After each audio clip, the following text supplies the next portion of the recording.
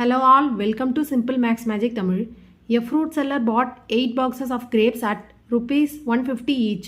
One box was damaged. He sold the remaining boxes at rupees 190 each. Find the profit or loss percentage. ஒரு fruit seller வந்து 8 box of grapes வாங்குறாரு, each 150 rupees.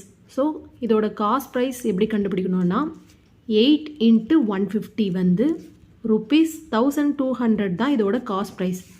அதில் ஒரு box damage ஆகிடுது.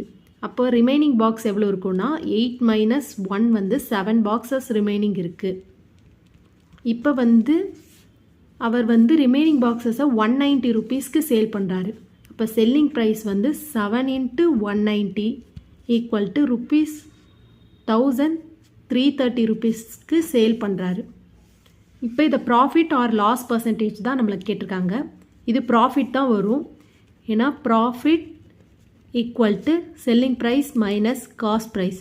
Selling price வந்து இங்கே 1330 minus cost price வந்து 1200. இதை நம்ம மைனஸ் பண்ணோன்னா ருபீஸ் 130 ருபீஸ் அவருக்கு ப்ராஃபிட்டாக கிடச்சிருக்கு. Profit percentage equal to profit by cost price into 100. Profit வந்து 130, காஸ்ட் ப்ரைஸ் வந்து 1200 இன்ட்டு 100. 20க்கு 20 கேன்சல் ஆகிடும். 130 12ஆல் நம்ம கேன்சல் பண்ணோன்னா 10 இன்ட்டு 12 வந்து 120. இப்போ பேலன்ஸ் 10 இருக்கும்.